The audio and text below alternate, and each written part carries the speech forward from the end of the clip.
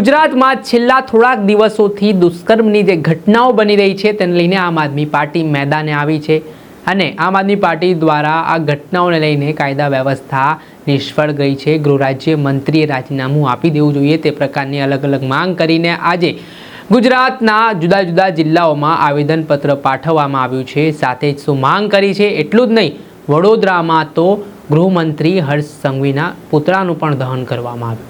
શું છે સમગ્ર મામલો, વાત કરીશું આ વિડીયોમાં। વૈષ્ણવજન તો તેને કહીએ જે પીડ પરાઈ જાનાને રે। નમસ્કાર દર્શક મિત્રો, નવજે ન્યૂઝમાં આપનું સ્વાગત છે। હું છું ફૈઝાન। પહેલા દાહોદમાં, ત્યારબાદ મહેસાણામાં, ત્યારબાદ વડોદરામાં આજે ઘટનાઓ સામે આવી રહી છે। જે રીતે સગીરાઓ ઉપર ગુજરાતમાં દુષ્કર્મના કિસ્સાઓ ચિંતાજનક રીતે વધી રહ્યા છે તેના કારણે વિપક્ષ આક્રમક જોવા મળી રહ્યું છે। આ ઘટનામાં આમ આદમી પાર્ટી દ્વારા વિરોધ પ્રદર્શન ગુજરાત લેવલે કરવામાં આવ્યું છે। ઠેર ઠેર ગુજરાતના જુદા જુદા જિલ્લાઓમાં આવેદનપત્ર પાઠવવામાં આવ્યા છે અને ગુજરાતની કાયદા અને વ્યવસ્થાની સ્થિતિ સામે સવાલો ઉઠાવવામાં આવ્યા છે।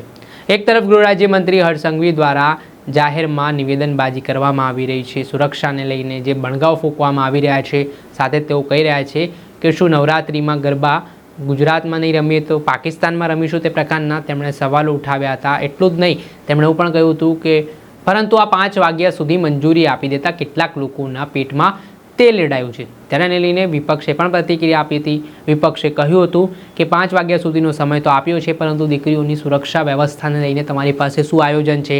અવારનવાર દુષ્કર્મના કિસ્સાઓ બની રહ્યા છે। ત્યારબાદ ભાયલીની ઘટના બની। આ ઘટના બન્યા બાદ આખું ગુજરાત છે તે હચમચી ગયું છે અને અનેક પ્રકારના સવાલો સરકાર સામે પણ કરવામાં આવી રહ્યા છે।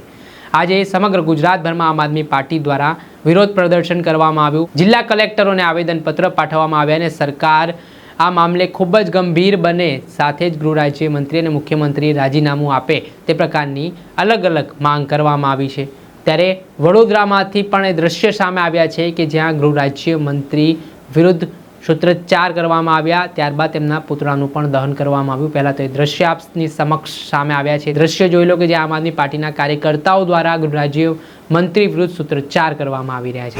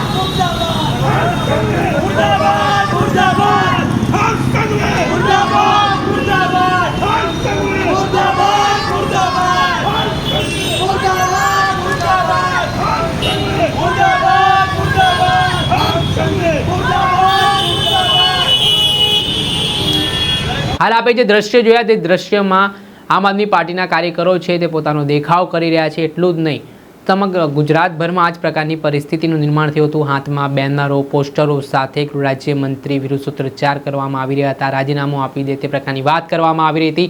અલગ અલગ લખાણો પોસ્ટરો પર લખવામાં આવ્યા હતા। ત્યારે આમ આદમી પાર્ટીના મહિલા પ્રદેશ પ્રમુખ રેશમા પટેલનું પણ નિવેદન સામે આવ્યું છે। તેઓ શું કહી રહ્યા છે તે સાંભળેલું।